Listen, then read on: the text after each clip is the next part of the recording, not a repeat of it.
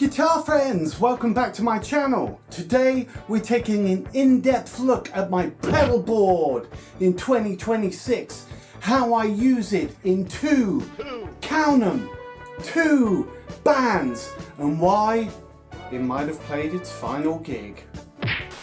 Well, can you believe it? I've had this board now since 2017. I can remember when I built this.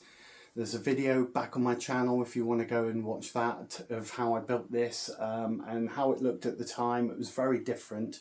I believe it had a wah on it, it had a Dynacomp, had loads of other stuff. This board has changed so much since that time, and it really has seen a lot of battles, has done so many gigs, and really it's great. I've got no real complaints about it. It's just great. Like I said, I've had different iterations. Pedals have come, pedals have gone, pedals have come again and then gone again. And new pedals came. And this is its present iteration. This is how I use it at the moment, gigging in 2026 in two bands, one of which is a 60s cover tribute band.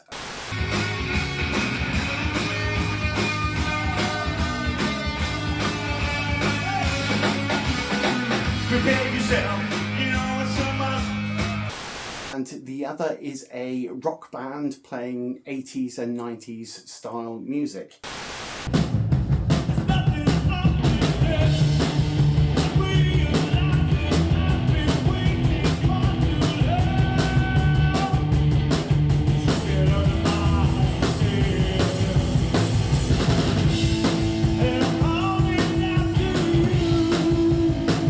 So let's go through the board. I'll tell you the different settings I use for the different bands, and we'll talk about each pedal as we go. Let's do it.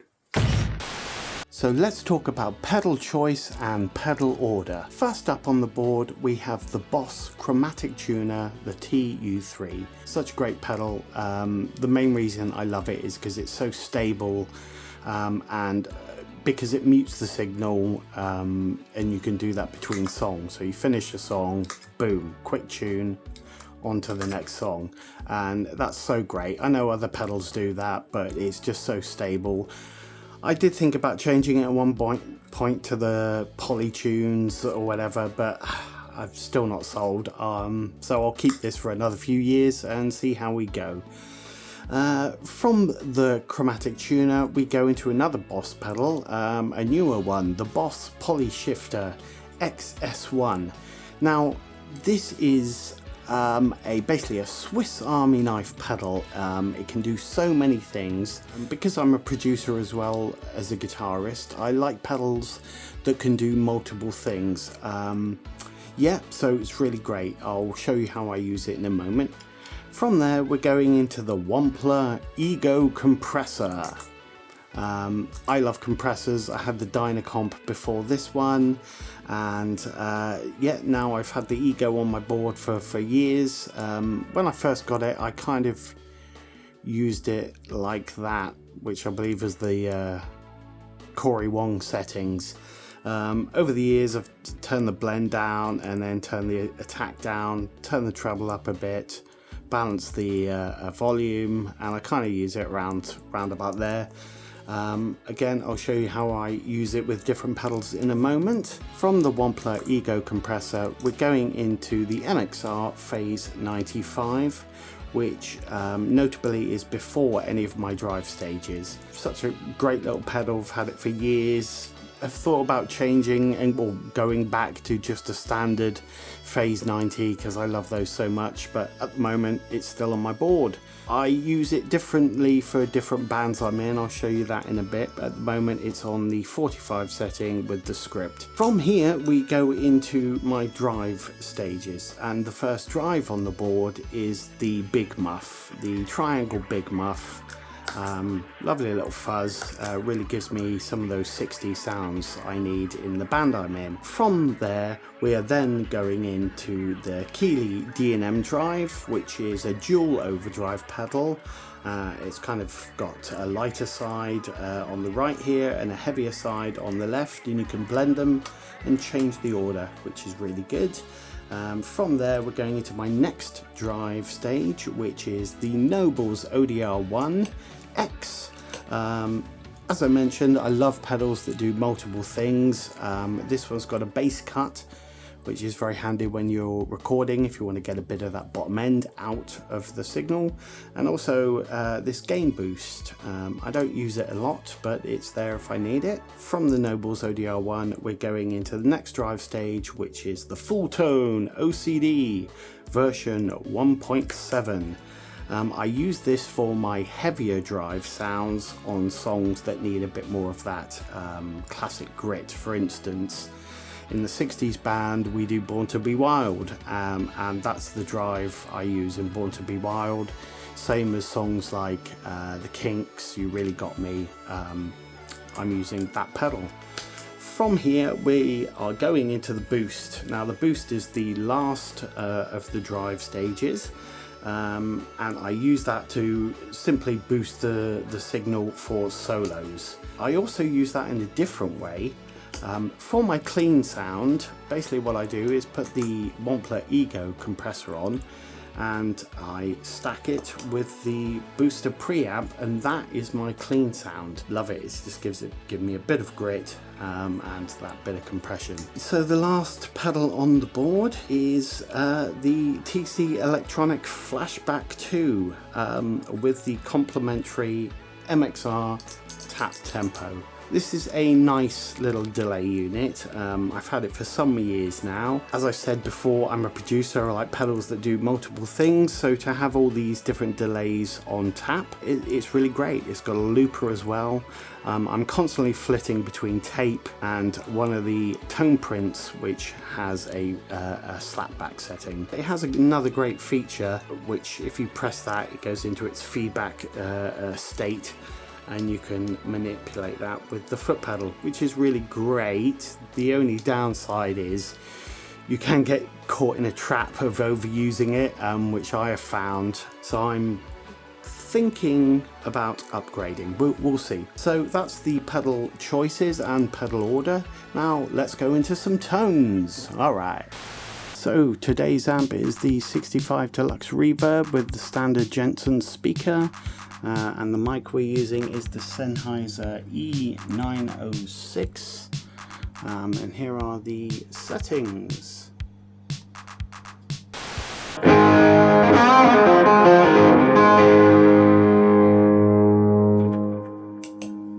So this first iteration of the pedalboard is what I use in the 60s cover band I'm in, Carnaby Street. And in that band we are actually tuned down half a step, and I'm using the Boss Poly Shifter XS1 to take care of that. So let me demonstrate. Here we've got an A chord, and we're back into standard. It's pretty amazing. Sometimes I think I can tell, sometimes I can't. I think maybe there's a slight loss in top end, just extremely slight, but that would be the case if you were lower tuned anyway. So, I mean, you can debate that online. There are times in the show I don't even notice that it's on, if I'm honest. So if you're looking for a pedal that gives you other tuning options, give the Boss Poly Shifter a try. From there we are going into the Ego. Sometimes I just have it on with my drives. Let me show you that.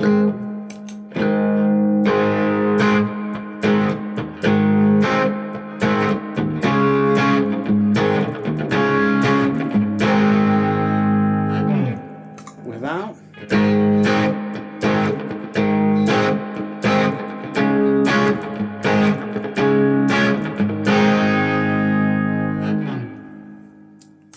The other way I use the Ego compressor is as my clean sound, which is just clean through the amp. Let me show you, that's just the amp. With the Ego, gives it a bit more sustain, a bit more fatness, and then I add the Boss preamp.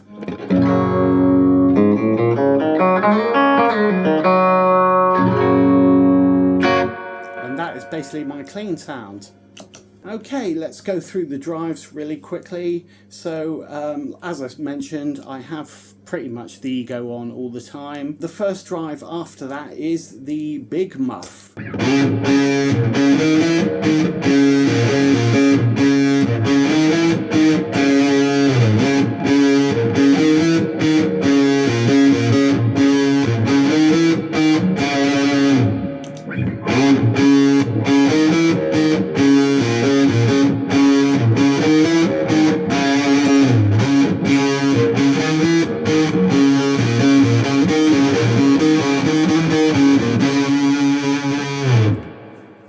And that is the Big Muff. There's a couple of songs in the sets that I use it on.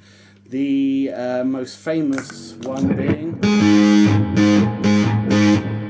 I won't play any more of that because copyright strike. And that is the Big Muff. It's great. It comes out a couple of times in the set, and when it does, it certainly turns heads. From the Big Muff, the next gain stage is the D&MDrive. So here's my clean tone again.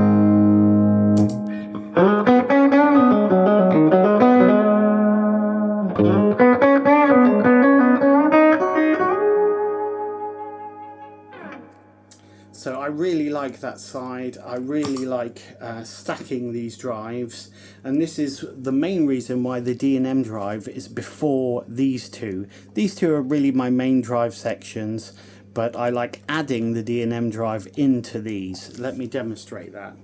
So say if I've got the Nobles on.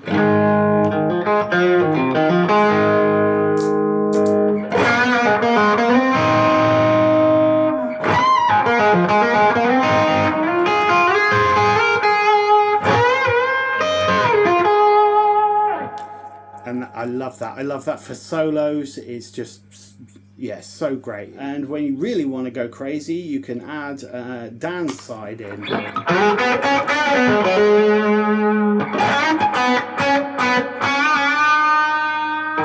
Love that. From the D&MDrive, we're into the Nobles ODR1. Now this is really my main drive sound for a lot of the 60s set, because it's just such a classic overdrive. And let me demonstrate how I use it for things like this.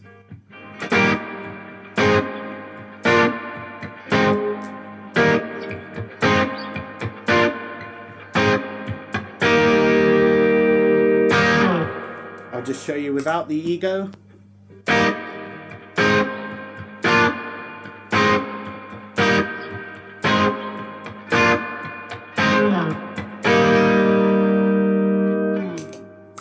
Love the ODR1. It's great. It just really sits in the mix, especially in a live gig situation. Then we've got, which would be the heaviest drive stage, is the OCD version 1.7.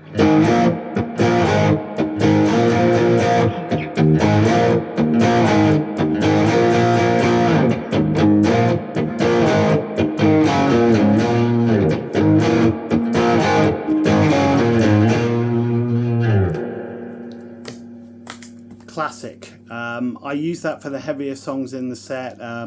Things like Born to Be Wild, things like the Kinks, All Day and All of the Night. Love the OCD. What I also like to do for the really heavy, when I want to go crazy, I stack these two.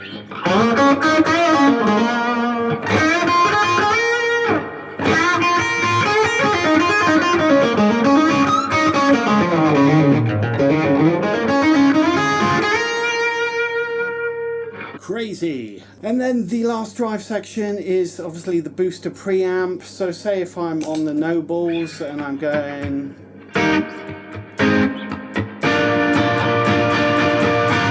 and it's coming into a solo,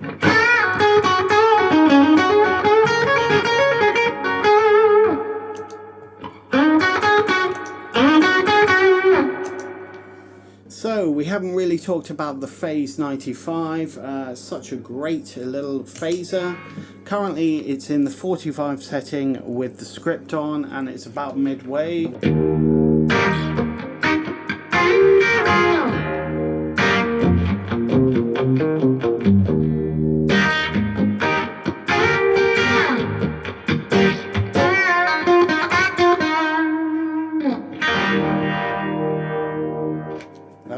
phase 95, lovely. Then we're going into, well, the last pedal on the board is the TC Electronic Flashback 2.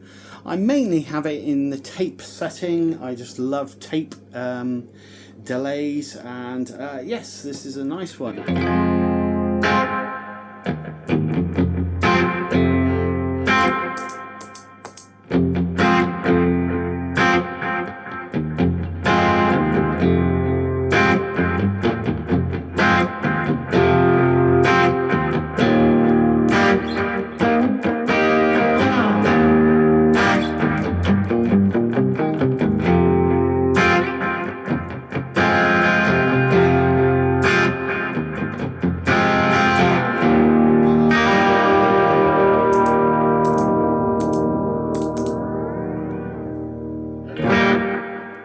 Yeah, it's a great little delay. Let me show you my favourite tone print, which is a slapback.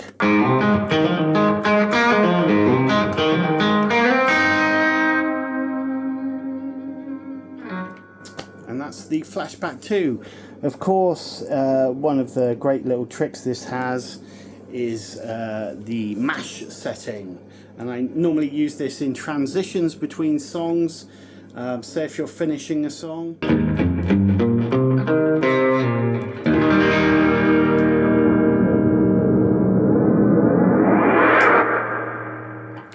Tons of fun. And I have a feeling if we don't get to it first, it's going to cost us a whole lot more.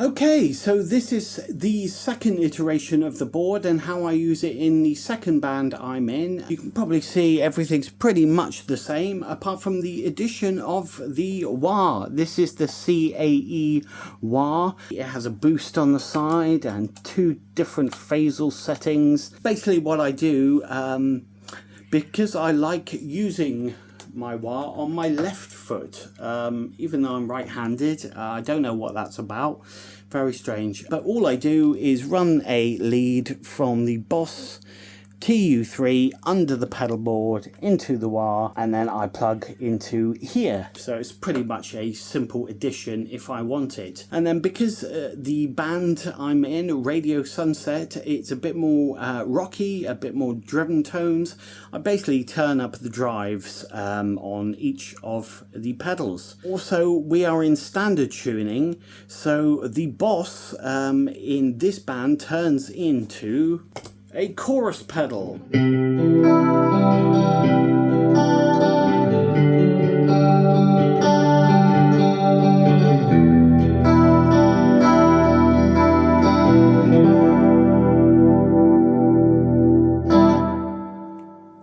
Yeah, amazingly, this has got so many different little effects you can do.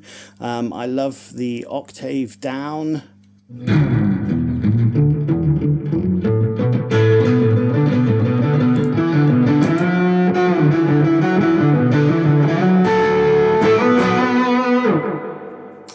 You can do so many great things with this pedal, but basically in Radio Sunset I have it in the detune setting, about midway on 3, and you get that really nice kind of 80s chorus sound.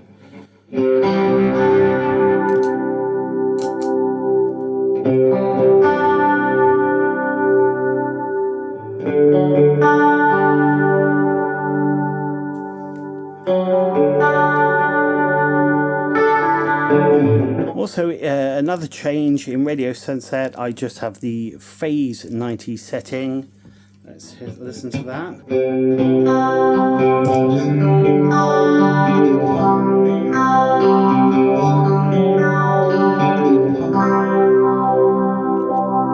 The only other thing I love doing in the Radio Sunset is stacking these two with a bit more drive on them.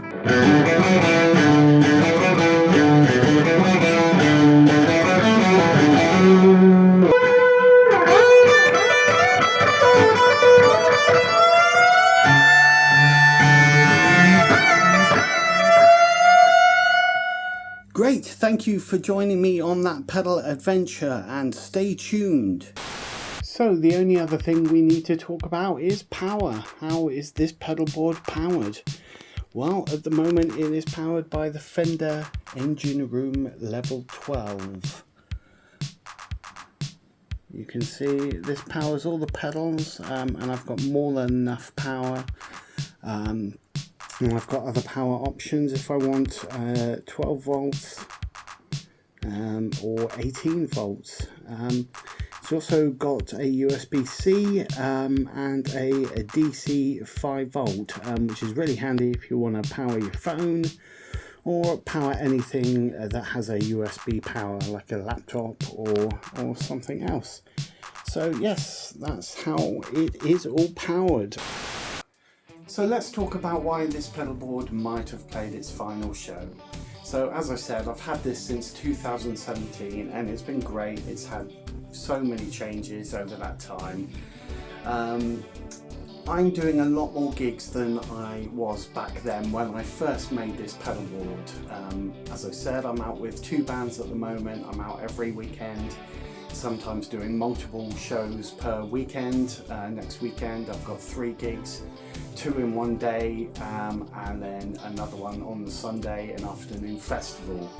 And when I started taking on those gigs, I did think about possibly upgrading the board. The first reason I'll show you, this pedal board, when I first chose it, it came with this bag. And this is the pedal train case that came with the Classic Junior initially.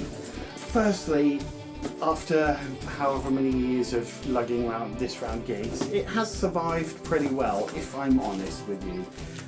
None of the zips have split, the handles are still attached there. They are getting a bit loose, if I'm honest. There is a hole there which appeared some years ago. It hasn't got much bigger.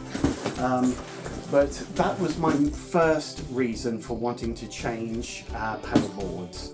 So I've opted to buy another pedal board that comes with a tour case, a hard case, instead of this. And hopefully that'll be a lot easier to chuck in the van and chuck around at gigs without the worry of things going on top and squashing it. This is fine if you're going out every now and then or you're doing band practices. This is fine to take, but if you're a touring musician and you're out every weekend, this is really not great. So this is going, and I'm getting a tour case.